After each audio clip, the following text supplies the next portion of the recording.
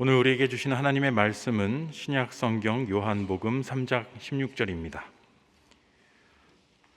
이 말씀을 봉독할 때 살아계신 하나님의 음성을 다 함께 들으시기 바랍니다. 하나님이 세상을 이처럼 사랑하사 독생자를 주셨으니 이는 그를 믿는 자마다 멸망하지 않고 영생을 얻게 하려 하심이라. 아멘. 오늘 본문인 요한복음 3장 16절은 그리스도인들이 외우다시피 하는 너무나 유명하고 중요한 본문입니다. 복음의 정수를 담은, 아니 어쩌면 성경 전체를 압축한 핵심 구절이자 열쇠라고 말할 수 있습니다. 이 구절은 하나님으로 시작합니다. 하나님이 세상을 이처럼 사랑하사. 지난 주간에 사업을 하면서 또 교회를 가끔씩 다니는 어떤 분을 만났습니다. 기독교인이라고 할 수도 있고 아니라고 할 수도 있고 약간 애매한 상태로 기독교 단체를 후원하는 어떤 분이셨습니다. 그런데 그분께서 이렇게 고백합니다. 저는 교회를 주기적으로 정기적으로 나가는 것이 부담이 됩니다. 왜 그러십니까? 했더니 세상에서 짓는 죄가 너무 많아서 그렇다고 합니다. 사업하다 보면 이런저런 안 좋은 곳도 다녀야 되고 옳지 않은 일인 줄 알면서도 또 알게 모르게 비리를 저지르기도 하고 미워하고 싸우기도 하고 너무 많은 죄를 짓게 된다라는 겁니다. 그래서 교회에 나와서 하나님 앞에 예배드리려고 나오면 하나님께서 자기를 너무 미워하는 것 같고 또 벌을 내릴 것 같아서 너무 무섭다라는 겁니다. 제가 피식 웃었더니 의외로 그런 생각하는 사람이 진짜 많기 때문에 목사님 꼭 그거를 얘기해 달라고 그렇게 말씀을 하셨습니다. 그래서 그분은 교회는 못 나가겠고 하나님은 두려우니까 이렇게 기독교 단체를 후원하면서 가끔씩 목사님들을 만나서 식사를 대접하고 기도를 받는 정도로 해서 죄책감을 조금이라도 덜어보려고 그렇게 애를 쓰고 계셨습니다. 그분의 말씀을 들으면서 제게 속으로 이런 생각이 들었습니다.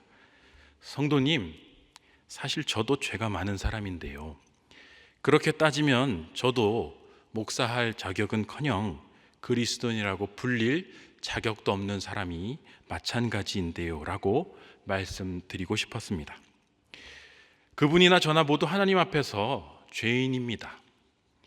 하나님 앞에서 우리가 내세울 것은 아무것도 없습니다. 하나님 앞에서 우리가 자랑하거나 잘난 척할 수 있는 것 아무것도 없습니다. 우리는 절대자이신 하나님 앞에서 먼지와도 같은 절대 무에 불과합니다.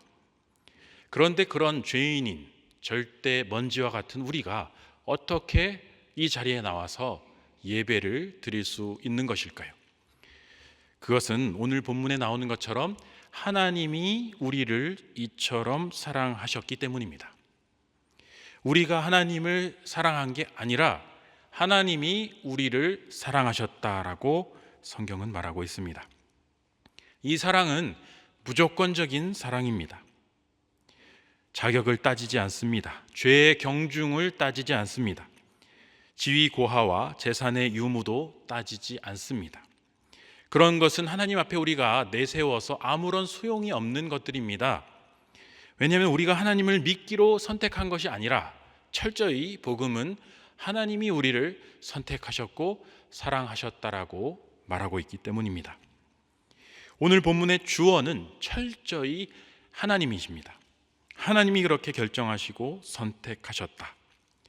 그런데 하나님이 이처럼 우리를 사랑하셨다고 할 때 그 이처럼의 뜻이 무엇일까요? 그건 바로 독생자를 우리에게 주실 정도로, 하나뿐인 외아들을 우리에게 주실 정도로 우리를 사랑하신다라는 의미입니다. 하나님은 우리에게 예수 그리스도를 주시는데 두 가지 방식으로 주십니다. 그 두 가지 방식을 여러분 기억하실 수 있기 바랍니다. 첫 번째는 우리와 함께 살아가는 방식으로 주십니다. 그것을 소위 성육신적인 방식이라고 말할 수 있습니다.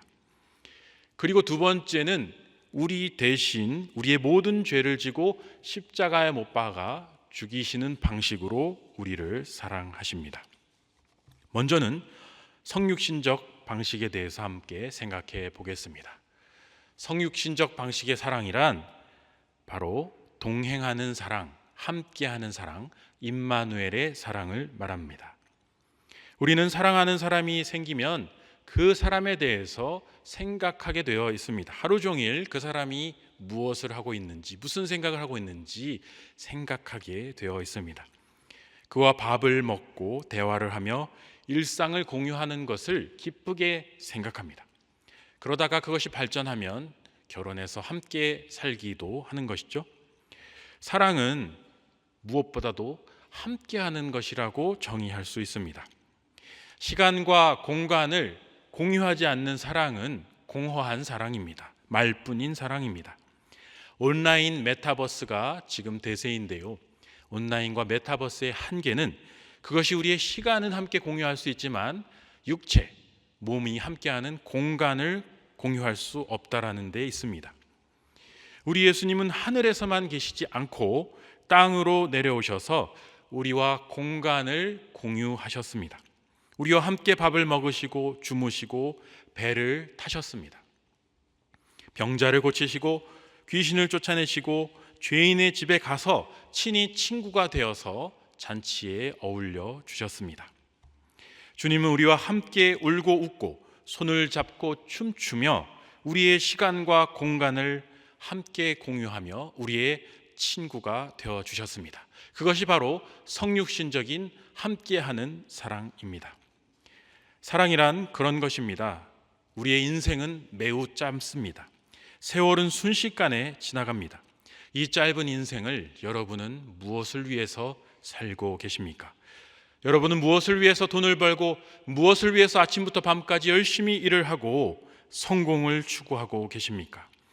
얼마나 더 많이 가져야 우리는 만족할 수 있는 것입니까? 얼마나 더 높이 올라가야 우리는 비로소 이만하면 되었다고 말할 수 있는 것입니까? 높이, 멀리, 많이, 그리고 최고가 되려는 경쟁은 끝이 없습니다. 하지만 성공만을 추구하며 시간을 온통 성공에 쏟아붓기에는 우리의 인생이 너무나 허무할 정도로 짧다는 사실을 기억해야 됩니다. 우리는 반드시 우리의 삶을 사랑으로 물들여야 합니다. 직장일과 육아 그리고 가사로 지쳐있는 아내의 속상한 마음을 다독여주며 따뜻하게 손잡아 줄 수 있어야 합니다. 경쟁과 스트레스로 축 처진 남편의 어깨를 두드려주며 작은 배려의 말을 해줄 수 있어야 합니다. 입시와 친구 관계에 스트레스에 놓여있는 어린 자녀와 그 아이가 좋아하는 보드게임 하나라도 잠깐이라도 해줄 수 있어야 합니다. 연로하신 부모님께 전화라도 한번 걸고 기회가 되면 좋은 식사라도 한 끼 대접할 수 있어야 합니다. 오랫동안 만나지 못한 친구와 그저 오래 지났기 때문에 바쁘기 때문에 만날 시간이 없다고 할 것이 아니라 만나서 회포를 풀며 그동안 어떻게 살아왔는지 관심을 공유할 수 있어야 합니다. 이런 것들을 하기에는 시간이 없다라고 말하며 우리의 모든 시간을 성공이라는 기관차에 몰아넣고 어떻게 흘러가는지도 모르는 그 시간의 열차 속에서 인생을 헛되이 보내서는 안 된다라는 것입니다. 우리 주님은 33년의 삶을 살다 가셨지만 공생의 시간은 단 3년뿐이었습니다. 그렇지만 그 주님께서 보내신 3년의 밀도는 우리 인류의 모든 삶의 인간들의 시간들을 합친 것보다도 때로는 깊고 높고 또 밀도 높은 삶이었습니다. 우리 주님은 그 누구보다 충만한 사랑으로 물들이는 삶을 살다가 가셨습니다. 그리고 여전히 우리에게 사랑한다고 말씀하시며 우리와 함께 하겠다 말씀하시며 우리의 손을 붙잡고 우리의 모든 삶의 현장에 동행하고 계십니다. 그러면서 우리에게도 이러한 성육신적 사랑만이 바로 사랑의 실천법이라고 강조하고 계십니다. 두 번째는 대속의 방식의 사랑입니다. 바로 자기를 희생하는 사랑, 그것이 바로 십자가의 사랑이죠. 우리 주님은 우리의 모든 죄를 짊어지고 십자가에서 피를 흘려 죽으시기까지 사랑하셨습니다. 희생 제물이 되어 주셨습니다. 그 희생으로 우리에게는 하나님과 막힌 담이 무너지고 관계가 회복되는 놀라운 기적이 일어났습니다. 사랑이란 희생입니다. 희생이 없는 사랑은 사랑이라고 말할 수 없습니다. 요즘 세상이 각박해지고 있다고 많은 사람들이 느끼고 있습니다. 모든 사람들이 자기 이익을 조금이라도 침해당하면 가만히 있지 않습니다. 바로 반발해서 극도로 그것을 경계하며 그것을 다시 취하려고 합니다. 조금도 손해보지 않으려 하고 조금이라도 더 이익을 취하려고 하는 모두를 향한 전쟁이 지속되고 있습니다. 자발적인 손해, 나의 희생, 이런 것들이 너무나 바보 같고 어리석은 것처럼 매도당하고 있는 시대입니다. 그런데 극단적인 개의주의는 극도의 이기주의를 부르게 되며 그런 생각을 가진 사람이 많아지면 많아질수록 그 사회는 더욱더 차가워지고 건조해진다는 것을 우리는 알아야 합니다.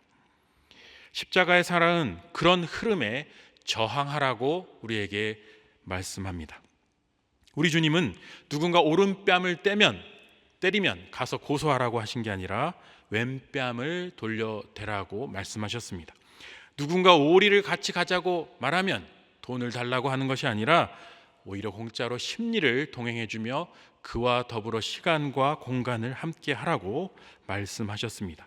원수를 가서 칼로 찔러서 죽이라고 하지 않으시고 원수를 사랑하고 축복하라고 말씀하셨습니다. 이 세상을 치유할 수 있는 힘, 이 세상에 다시 따뜻한 온기가 흘러갈 수 있게 하는 힘은 오직 희생적인 사랑에 있습니다. 이 희생적인 사랑을 가장 잘 실천할 수 있는 사람은 바로 이 세상에 그리스도인들밖에 없음을 주님은 알고 계십니다. 다들 힘긴 시기를 살아가고 있습니다. 물가는 천정부지로 오르고 있고 대출금에 대한 이자도 급격히 늘어갑니다. 경기 침체로 사업이 어려워지고 청년들은 취업하기가 너무나 어려워져서 세대 간, 성별 간의 갈등이 심각해지고 있습니다. 또한 이 위기는 전 세계적인 것이어서 단기간에 어떻게 뾰족한 방법도 없어 보입니다. 하지만 바로 이렇게 어려워지는 때일수록 우리 그리스도인들은 더욱더 사랑을 실천하는 주체가 되어야 됩니다.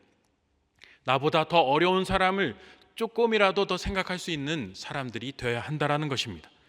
조금이라도 덜 깎고 어떻게 보면 조금 더 손해 봐주려고 하고 팁도 그래도 어렵지만 어려운 사람들을 위해서 팁도 좀 더 줘야 하고 수고하는 분들에게 격려와 따뜻한 말 한마디를 더 해줄 수 있어야 한다는 것입니다.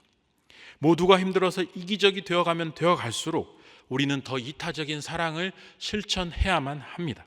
왜냐하면 그것이 그리스도께서 십자가에 달려 죽어 가시면서 우리에게 보여주신 사랑의 실천이었기 때문이고 또 우리에게 가서 제자 삼으라고 말씀하시면서 하신 명령의 핵심이기 때문입니다. 풍족할 때 베푸는 것은 누구나 할 수 있는 것입니다. 하지만 모두가 힘들 때 더 베풀고 더 챙겨주는 것은 결코 아무나 할 수 있는 것이 아닙니다. 주님은 우리에게 아무나 할 수 있는 사랑을 하라고 말씀하지 않으십니다. 주님은 우리에게 아무도 할 수 없는 사랑, 바로 그리스도인만 할 수 있는 십자가의 희생적 사랑을 실천하라고 말씀하십니다. 왜냐하면 그것만이 이 차가워지는 세상을 구원할 수 있는 유일한 치료 책임을 아시기 때문입니다. 또한 오늘 본문은 믿음에 대해서 말하고 있습니다. 이는 그를 믿는 자마다 영생을 얻는다. 자, 이 믿음이라는 것은 교회에서 가장 많이 듣는 말 중에 하나죠. 믿음이란 무엇일까요? 저는 믿음을 맡기는 것이라고 정의하고자 합니다. 아기를 키우는 맞벌이 부모가 가장 큰 기도 제목이 무엇이겠습니까? 우리가 출근했을 때 이 아기를 맡아서 돌봐줄 베이비시터를 잘 구하는 겁니다. 나에게 너무나 소중한 이 아기를 믿고 맡길 수 있는 누군가를 구하는 것이 그들에게 가장 간절한 기도 제목입니다. 제가 믿고 맡긴다고 말씀드렸습니다. 믿을 수 있어야 맡길 수가 있는 것입니다. 우리는 소중한 것일수록 믿는 사람에게 그것을 맡기게 되어 있습니다. 우리가 주님을 믿는다라는 것은 주님께 내 생명을 맡길 수 있다라는 것을 의미합니다. 내 가정과 직장과 사업과 미래의 모든 것을 주님께 맡길 수가 있을 정도로 주님을 믿는다라는 겁니다. 그리고 또한 우리는 죽음 이후에 영원한 삶에 대해서도 나의 사후 세계까지도 주님의 손에 맡기고 그렇게 살아가고 있습니다. 세상 사람들과 그리스도인들의 가장 큰 차이가 무엇일까요? 세상 사람들은 믿고 맡길 수 있는 사람이 없습니다. 존재가 없습니다. 그들은 가진 게 많을수록 불안합니다. 동료도 믿기 힘들고 친구도 배신할까 봐 두렵습니다. 심지어는 가족조차도 믿을 수 없이 자신들을 배신한 경우들을 종종 보게 됩니다. 내 소중한 것들을 언제 누가 빼앗아갈까 봐 두렵습니다. 그래서 그것을 내려놓을 수가 없기에 은퇴도 두렵습니다. 아무것도 맡길 수 없고 끝까지 내 손으로 붙들고 있어야만 하는 바로 그 인생은 얼마나 불쌍하며 허무한 실존입니까? 우리가 그리스도를 믿는다라는 것은 어떤 교리를 믿는다거나 교리에 동의한다거나 하는 의미가 아닙니다. 그리스도를 나의 목자로, 나의 생명의 주인으로, 내 인생의 주님으로 받아들인다라는 것입니다. 이렇게 주님을 믿을 때에만 주님이 나를 사랑하신다는 사실을 존재론적으로 깨달을 수가 있게 됩니다. 많은 사람들이 평생 교회를 다니며 수십 년째 설교를 듣지만 하나님이 나를 사랑한다는 사실을 체감하지 못하는 이유가 무엇입니까? 그것은 바로 그것을 교리로 들었고 지식으로 들었고 인식론적으로 들었기 때문입니다. 우리 주님의 사랑은 그러한 인식론적인 개념이 아니라 존재론적인 것이고 성육신적인 것이며 구체적이고 물질적인 것임을 우리는 알아야 합니다. 복음은 우리의 손에 와서 잡히는 것입니다. 복음은 우리의 몸에 와서 부딪히는 것입니다. 주일에 와서 예배를 드릴 때 하나님의 임재의 그 충만한 광휘를 우리는 깊이 경험하며 몸을 떨 수 있어야 한다는 겁니다. 갈릴리 해변을 거니시면서 제자들과 먹고 마시며 사역하시던 예수님의 채취를 우리는 느낄 수 있어야 합니다. 복음의 그 구체적이고 물질적인 성질을 알아야 합니다. 그리스도교 영성은 탈물질적인 초월주의나 고고한 형이상학적 개념놀이가 결코 아닙니다. 그리스도의 영성은 밤낮으로 고되게 일하며 가족을 먹여 살리기 위해서 밤을 새우는 어부의 손에 새겨진 굳은 살처럼 아주 현실적인 것입니다. 의심하는 도마의 눈에 나타나 나의 손에 남은 못자국과 옆구리의 창자국을 만져보렴 하고 말씀하시는 우리 주님의 권유처럼 생생하고 실체적인 것입니다. 신앙생활을 나의 현실 세계와 동떨어진 것으로 여기셔서는 안 됩니다. 우리 주님은 세상을 이처럼 사랑하셨다고 말씀하셨습니다. 세상은 우리가 살아가는 이 현실 세계 전체를 의미하는 것입니다. 우리 주님은 지금 교회에 와서 예배드리는 이 건물 안에 있는 사람들을 사랑하는 것만이 아니라 바로 우리 주변에 밖에서 전날 야근하고 몇 시간 못 잔 채로 출근하며 다시 고되게 그 지하철과 버스에 몸을 맡기는 수많은 직장인들과 그리고 더운 여름 날씨에도 온종일 땀을 흘리며 건설 현장을 누비는 수많은 건설인들, 그리고 기업의 생존을 걱정하며 낮밤의 시차를 극복해가며 온 세계를 넘나들며 비즈니스의 선봉에 서 있는 기업인들 등 이 땅에서 열심히 일하며 숭고한 땀방울을 흘리는 모든 사람들을, 그 세상의 모든 사람들을 사랑하고 계십니다. 또한 우리 주님은 의롭고 경건하며 올바르고 도덕적인 사람들을 사랑한다고 말씀하시지 않습니다. 죄 많은 여인, 귀신 들려 고통받는 사람, 술과 도박과 마약에 찌들어서 성적 쾌락에 찌들어서 자신의 존재가 얼마나 존귀한지를 아예 잊고 사단의 노예가 되어서 그렇게 흐느적거리며 살아가는 수많은 죄인들도 여전히 사랑하고 계시다고 오늘 본문은 말하고 계십니다. 또한 우리 주님은 아직도 주님을 알지 못한 채 우상의 소나기에 사로잡혀 살아가는 수많은 미전도 종족들을 사랑하고 계십니다. 주님 우리에게 이렇게 말씀하십니다. 건강한 자에게는 의사가 필요 없고 아픈 사람에게 의사가 필요하다. 나는 의인을 부르러 온 것이 아니라 죄인을 부르러 왔다. 우리는 이들을 주님께로 돌아오게 하는 일에 나서야 합니다. 그리고 먼저 우리가 이런 주님께 돌아와 그 품에 안겨야 합니다. 세상이 교회를 비난하는 소리가 크고 높습니다. 교회가 세상에서 무슨 소용이 있냐고 외치는 소리가 드높습니다. 하지만 세상에는 언제나 교회가 필요합니다. 왜냐하면 세상에는 죄인이 가득하기 때문입니다. 사람들이 외칩니다. 세상보다 교회가 더 죄로 가득한 것 같다라고 비난합니다. 그렇습니다. 부끄럽지만 우리는 그들에게도 이렇게 대답해야 됩니다. 그래서 교인들에게도 교회가 필요합니다. 교회는 교회 안의 사람들에게도 필요하며 교회 밖의 사람들에게도 필요합니다. 죄인은 교회 안에도 있고 교회 밖에도 있기 때문입니다. 교회의 지도자들이 실수하고 넘어져서 지탄을 받고 사라져갑니다. 많은 교회들이 혼란 속에서 분열되고 사라져갑니다. 그럼에도 불구하고 결코 교회 자체는 절대로 사라지지 않을 것입니다. 왜냐하면 교회는 그리스도의 몸이기 때문입니다. 그리스도의 성육신적 사랑이 가장 구체적으로 드러난 조직이 바로 교회 공동체이기 때문입니다. 그리스도께서 다시 이 세상에 재림하시는 그날까지 교회는 결코 사라지지 아니하고 그리스도의 손과 발이 되어서 세상을 섬기고 싸매고 품어낼 것입니다. 마지막으로 살펴볼 단어는 영생입니다. 오늘 본문은 그리스도를 믿는 사람은 멸망하지 않고 영생을 얻으리라 라고 말씀하고 있습니다. 많은 사람들이 이 구절을 그리스도를 믿으면 지옥 가지 않고 천국에 가리라 이렇게 해석하는 것을 보게 됩니다.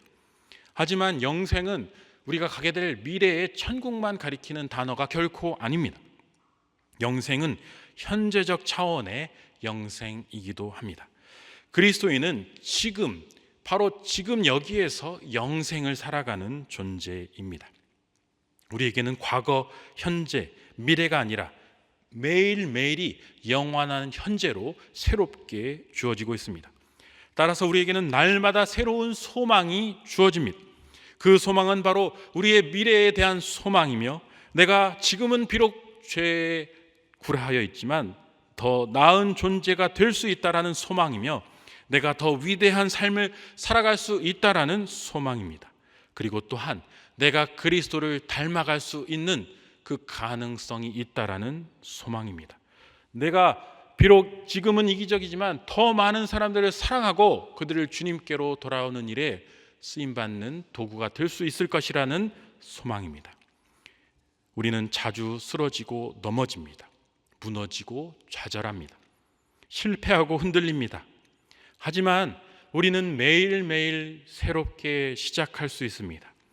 우리에게는 매일 새벽이 영원에 잇된 새로운 하루의 시작이고 또 그리스도 안에서 우리의 새벽이 영원한 아침이 되는 것처럼 그리스도 안에서 우리의 밤도 영원의 잔치로 이어질 것을 믿기 때문입니다.